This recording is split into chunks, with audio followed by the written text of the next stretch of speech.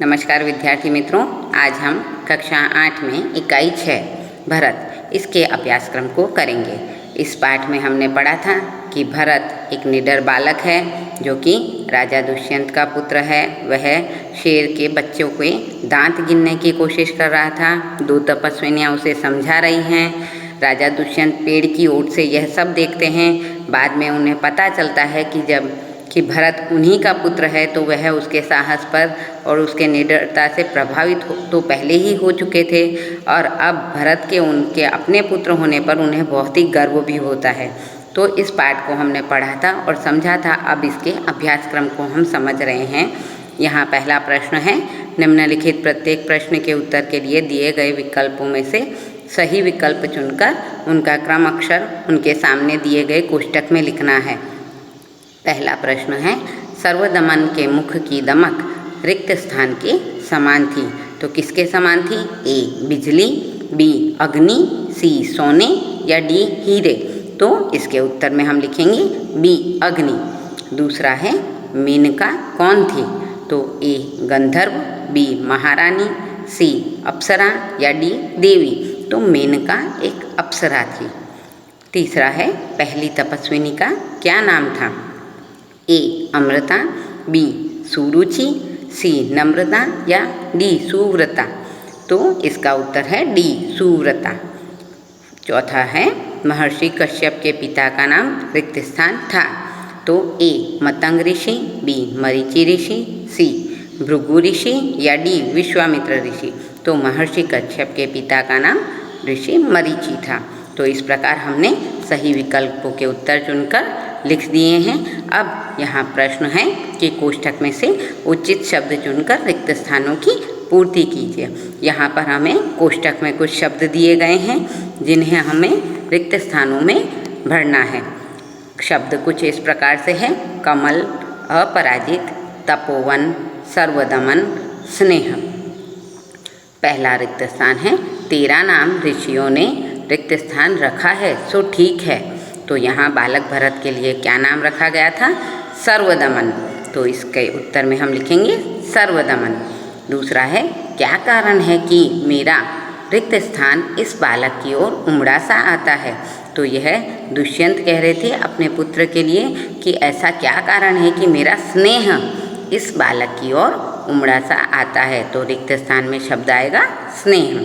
तीसरा है, हथेली की शोभा प्रातः रिक्त स्थान को भी लज्जित कर रही है। तो उसकी हथेली किसकी? यानी बालक भरत की। तो बालक भरत की हथेली कमल के समान सुंदर थी। तो यहाँ हथेली की शोभा प्रातः कमल को भी लज्जित कर रही है। चौथा है, तुमने रिक्त स्थान के विरुद्ध यह आचरण क्यों सीखा है? तो यहाँ ऋषि कन्याएं जो थीं, तपस्विनियाँ, वह बालक भरत से कह रही थी कि तपोवन के आश्रम के विरुद्ध, तपोवन में क्या होता है कि प्राणियों की सुरक्षा करनी होती है, उनका संरक्षण किया जाता है। जबकि बालक भरत सिंह के बच्चे के जबरदस्ती मुंह के दांत गिनने की कोशिश कर रहा था। तो यह सिंह के बच्चे के साथ दुर्व्यवहार था। तो तपस्विनी वह उन्हें कह रही हैं कि तुमने तपोवन के विरुद्ध यह आचरण क्यों सीखा है। पांचवा है, इस रक्षाबंधन का नाम रिक्त स्थान है। तो बालक भरत के हाथ पर या बाह पर जो बांधा गया रक्षा सूत्र था उसका नाम था अपराजित। तो इस रक्षाबंधन का नाम अपराजित है। अब अगला प्रश्न है, सही वाक्यांश चुनकर विधानों को पूर्ण कीजिए। यहाँ पर हमें विधान दिए गए हैं। पहला है, दुष्यंत ने सर्वदमन को ऋषि कुमार समझ लिया क्योंकि। अब ऋषि कुमार क्यों समझा था? अ उनकी वेशभूषा ऋषि कुमारों जैसी थी। ब उन्होंने सर्वदमन को ऋषि के आश्रम में देखा था। या क उनके बाल ऋषि कुमारों जैसे थे। तो ब उन्होंने सर्वदमन को ऋषि के आश्रम में देखा था। दूसरा है, तपस्विनी ने दुष्यंत को शकुंतला के पति का नाम नहीं बताया। क्यों? तो इसके उत्तर में क्या आ सकता है? अ उसे अपना नाम बताने से मना किया था। ब वह अपना नाम भूल गई थी। या क उसने बिना किसी अपराध के पत्नी को छोड़ दिया था। तो इसका सही उत्तर होगा, उसने बिना किसी अपराध के पत्नी को छोड़ दिया था। अगला प्रश्न है, तपस्विनी घबरा गई क्यों? तो इसका विकल्प है अ, सिंहनी बालक की तरफ बढ़ रही थी, या ब, उस बालक की बाह से रक्षाबंधन कहीं गिर गया था, या क, बिना सूचना के आश्रम में एक अपरिचित व्यक्ति घुस आया था। तो तपस्विनी घबरा गई क्योंकि उस बालक की बाह से रक्षाबंधन कहीं गिर गया था। तो इस प्रकार मित्रों हमने सही विकल्प के उत्तर, सही विधानों के उत्तर लिख लिए हैं। अब हम अभ्यासक्रम के प्रश्न की ओर आते हैं। पहला प्रश्न कह रहा है, इस एकाकी के आधार पर बालक सर्वदमन की विशेषताओं का वर्णन कीजिए। यहाँ पर हमें सर्वदमन यानी बालक भरत की विशेषताएं बतानी हैं। तो जैसा कि हमने अभ्यास में पढ़ा ही था कि सर्वदमन सुंदर और आकर्षक बालक है। उसका मुख अग्नि के समान दमक रहा है। उसका साहसी और निर्भय स्वभाव देखकर सभी को बहुत आश्चर्य होता है। अब सभी को आश्चर्य क्यों होता है? क्योंकि वह क्षत्रिय पुत्र था, पुरुवंशीय पुत्र था, इसलिए वंश परंपरा के अनुसार उसका स्वभाव कैसा था? साहसी और निडर। वह सिंह शावक के साथ भी निडर होकर खेलता है। यहाँ तक कि तपस्विनियों के सिंहनी के आने का डर भी उसे बताया गया, फिर भी उसका उस पर कोई असर नहीं होता। उसमें चक्रवर्ती सम्राट के लक्षण दिखाई देते हैं और उसे मिट्टी के खिलौनों से भी लगाव स्पष्ट नजर आता है, क्योंकि जैसे ही उस पहली तपस्विनी ने उसे मिट्टी का मोड़ दिया तो तुरंत उसने सिंह के शावक को छोड़ दिया था। तो इस प्रकार बालक सर्वदमन बड़ा ही सुंदर, आकर्षक और निडर है। अब अगला प्रश्न कह रहा है कि सर्वदमन के व्यवहारों को देखकर दुष्यंत के मन में कौन कौन से विचार आए थे? तो इसके उत्तर में हम लिख सकते हैं कि सर्वदमन को जब राजा दुष्यंत पेड़ की ओट से देख रहे थे तो उन्होंने उसका लगभग पूरी तरह से निरीक्षण किया था। उनके मन में उसके प्रति बहुत से विचार आए थे, जो कि कुछ इस प्रकार हैं कि सर्वदमन का साहस, निर्भयता और उसका सहज बालहट दुष्यंत को आनंदित कर देते हैं। दुष्यंत के मन में उस बालक के प्रति प्रेम उमड़ आता है। उन्हें उस बालक का तेज भी आकर्षित करता है। बालक के हाथ में चक्रवर्तियों जैसे लक्षण और उसकी कमल जैसी हथेली देखकर वे आनंद और आश्चर्य में डूब जाते हैं। बालक के हाथ का स्पर्श पाकर तो वे अत्यंत सुख का अनुभव करते हैं। ऐसा सोचते हैं कि जब उन्हें इतना सुख इस बालक को छूकर मिल रहा है तो जिसका यह बेटा है उसे कितना सुख मिल रहा होगा। तो इस प्रकार सर्वदमन के व्यवहारों को देखकर दुष्यंत के मन में उसके प्रति और भी ज़्यादा आकर्षण और प्रेम की भावना उत्पन्न हुई थी। अब अगला प्रश्न कह रहा है, इस एकाकी में निहित पात्रों का अंतर्निहित मूल्य बताइए। यहाँ पर हमें दुष्यंत और सर्वदमन इन दोनों के व्यक्तित्व का निरूपण करना है। अंतर्निहित मूल्य यानी इन दोनों के व्यवहार, इन दोनों का स्वभाव, इन दोनों का लोगों के प्रति क्या व्यवहार था, इन सबको हमें समझाना है। तो सबसे पहले है दुष्यंत। तो राजा दुष्यंत कोमल हृदय के व्यक्ति हैं।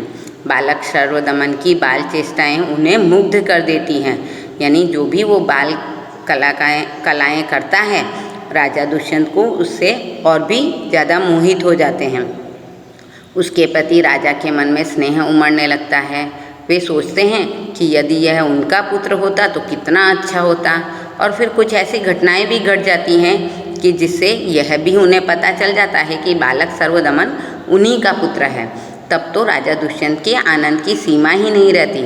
उनका पितृहृदय वात्सल्य से भर जाता है, यानी वो पितृहृदय यानी उनके पिता का रूपी हृदय में अपने पुत्र के प्रति बहुत सा वात्सल्य यानी प्रेम आ जाता है। तो इस तरह राजा दुष्यंत अपने पुत्र से अत्यधिक लगाव करते हुए नजर आते हैं। अब है सर्वदमन। सर्वदमन यानी बालक भरत। सर्वदमन असाधारण बालक है। आश्रम की तपस्विनियाँ भी उसे सिंह के शावक को छोड़ने के लिए समझाती है, लेकिन वह उनकी बात भी नहीं मानता है। दुष्यंत को तो वह जरा भी नहीं जानता है, बिल्कुल भी परिचित नहीं है। फिर भी उनके कहने पर वह सिंह शावक को तुरंत छोड़ देता है। उसकी सूरत भी राजा दुष्यंत की सूरत से मिलती है। अपराजित नाम का रक्षा सूत्र जो कि उस बालक की बाह पर बांधा हुआ था, जब भी वह कहीं गिर जाता था तो जो भी उसे उसके माता पिता के अलावा उठाता तो वह तुरंत जलकर भस्म हो जाता था। पर यहाँ पर अपराजित नाम का रक्षा सूत्र जब राजा दुष्यंत उठाते हैं तो वह भी प्रमाणित कर देता है कि सर्वदमन दुष्यंत का ही पुत्र है। इस प्रकार पिता और पुत्र दोनों एक दूसरे से अनजान हैं, फिर भी उनके बीच पिता पुत्र जैसी भावधारा बहने लगती है। दोनों ही एक दूसरे की बात मानते हुए एक दूसरे के प्रति आदर और प्रेम प्रकट करते हैं। तो इस प्रकार हमने यहाँ अंतर्निहित भावों को समझा। अब है अगला प्रश्न कि यहाँ एक परिच्छेद दिया गया है और इस परिच्छेद के आधार पर इनके प्रश्नों के उत्तर लिखने हैं। परिच्छेद कुछ इस प्रकार से है कि कृषि वैज्ञानिकों के अनुसार एक अच्छा जंगल है जो जैविक भंडार घर होता है। जब भी जंगल में बहुत सारी वनस्पतियाँ, जानवर, जंगली जानवर ये सब रहते हैं तो वह जंगल जैविक भंडार घर की तरह दिखाई देता है। यहाँ हजारों प्रजातियों के पौधों को उगा कर रखता है जो बाद में चलकर बहुमूल्य हो जाते हैं। अगर हम जंगल को एक सीमा से भी ज़्यादा छांटते हैं या ख़त्म कर देते हैं तो ऐसी जो भी अमूल्य चीज़ें उस जंगल में हैं वो सारी चीज़ें भी नष्ट हो जाती हैं जिनकी हमें कभी भी ज़रूरत पड़ सकती है। वह एक संभावित पौधा, खाने की कोई औषधीय वस्तु या कोई उपयोगी चीज़ बनाने में इस्तेमाल होने वाली वस्तु भी हो सकती है। इसलिए हमें जंगलों को कभी भी नष्ट नहीं करना चाहिए। तो अब हमने इस परिच्छेद को पढ़ लिया है। अब इसके प्रश्न उत्तर हम समझ रहे हैं अगले अभ्यास में। यहाँ पहला प्रश्न है, एक अच्छा जंगल क्या कहलाता है? तो एक अच्छा जंगल जैविक भंडार घर कहलाता है। जैविक भंडार घर यानी यहाँ वनस्पतियों की और जीव जंतुओं के रहने के कारण ह्यूमस यानी ह्यूमिडिटी, जैविक वातावरण बहुत ज़्यादा बढ़ जाता है। भूमि की उर्वरा शक्ति भी बहुत ज़्यादा होती है। दूसरा प्रश्न है, जंगल को ज़्यादा छांटने या ख़त्म करने से क्या होता है? तो इसके उत्तर में हम लिखेंगे कि जंगल को ज़्यादा छांटने या ख़त्म करने से उपयोगी और ज़रूरत के समय काम आने वाली बहुमूल्य वस्तुएं नष्ट हो जाती है। अगला प्रश्न है, इस परिच्छेद का उचित शीर्षक दीजिए। तो इसके उत्तर में हम लिखेंगे कि इस परिच्छेद को हम लिख सकते हैं, जंगल की सुरक्षा हमारा कर्तव्य। अब अगला प्रश्न है, यहाँ कुछ शब्द दिए गए हैं, इनके हमें पर्यायवाची लिखने हैं। पर्यायवाची, इसे समानार्थी शब्द भी कहा जाता है। तो यहाँ जंगल का समानार्थी या पर्यायवाची शब्द है वन, कानन और अरण्य। इसी प्रकार दूसरा शब्द है घर का गृह, आवास और मकान। इसी प्रकार बहुत का अधिक और ज़्यादा। तो इस प्रकार हमने पर्यायवाची शब्द लिखे। अब अगला प्रश्न है, इस परिच्छेद के आधारित 2 सवाल बनाइए। अब यहाँ हमें 2 प्रश्न बनाने हैं जो इस परिच्छेद के ऊपर आधारित हैं। तो यहाँ पहला प्रश्न कुछ इस प्रकार से बनेगा कि जंगलों की सुरक्षा क्यों आवश्यक है, और दूसरा प्रश्न बनेगा जंगल हमारे लिए महत्वपूर्ण क्यों है। तो मित्रों, इस प्रकार हमने इस परिच्छेद के प्रश्नों को किया और समझा। अब यहाँ अगला प्रश्न है सोच अपनी अपनी, जिसका दूसरा प्रश्न है कक्षा में आप पढ़ाई कर रहे हैं और धरतीकंप आ जाए तो आप क्या करेंगे? धरतीकंप यानी भूकंप, अर्थक्वेक जिसे अंग्रेजी में कहा जाता है। तो जब भी अर्थक्वेक यानी धरतीकंप आए तो हमें क्या करना चाहिए? तो इसके उत्तर में हम लिखेंगे कि कक्षा में पढ़ाई करते समय यदि धरतीकंप आ जाए तो मैं खड़ा होकर जोर से चिल्लाऊंगा, भागो भागो, जल्दी बाहर खुले मैदान में निकल चलो, धरतीकंप आया। और ऐसा चिल्लाते हुए शाला भवन से बाहर आ जाऊंगा और खुले मैदान में ही रहूंगा। अब इसी का सोच अपनी अपनी, इसी का पहला प्रश्न है कि आपको कौन सा टीवी प्रोग्राम अच्छा लगता है और क्यों? तो इसका 10-15 वाक्यों में अपने को वर्णन करना है। तो हम टीवी में आजकल बहुत से कार्यक्रम आ रहे हैं, सामाजिक और सांस्कृतिक या शहरीकरण के या खबरों के, इन सभी कार्यक्रमों को हम देखते हैं, लेकिन हमें सबसे ज़्यादा कार्यक्रम वही पसंद आते हैं जो हमारा मनोरंजन करते हैं। तो इसके उत्तर में हम लिखेंगे कि आजकल टीवी के विविध चैनलों पर कई प्रोग्राम दिखाए जाते हैं। CID, क्राइम पेट्रोल, रसोई शो, सास बिना ससुराल, समाचार, ये सब हमें बड़े अच्छे लगते हैं। कुछ तो लोग कहेंगे और तारक मेहता का उल्टा चश्मा, ये सारे प्रोग्राम बहुत ज़्यादा ही लोकप्रिय हैं। इन प्रोग्रामों में हमें तारक मेहता का उल्टा चश्मा नामक कार्यक्रम बहुत ही ज़्यादा अच्छा लगता है। क्यों? क्योंकि यह स्वच्छ पारिवारिक कार्यक्रम है, यानी इसे हम परिवार के साथ मिलकर देख सकते हैं। पारिवारिक कार्यक्रम यानी ऐसे कार्यक्रम जो हम अपने परिवार के साथ मिलकर देख सकते हैं। तो इसमें गोकुल धाम सोसाइटी के सभ्यों के जीवन से संबंधित अलग अलग प्रसंग और घटनाओं का सुंदर चित्रण किया गया है। इसके जो पात्र हैं जो कि कुछ इस प्रकार से हैं: जेठालाल, दयाबेन, डॉक्टर हाथी, बबीता जी, सोडी और टप्पू सेना। इन सभी पात्रों का अभिनय तो बड़ा ही जानदार है, यानी ये जब पात्र इसमें अभिनय करते हैं तो ऐसा प्रतीत होता है कि मानो वह अभिनय नहीं बल्कि सच में उनके जीवन में ये घटनाएं हो रही हैं।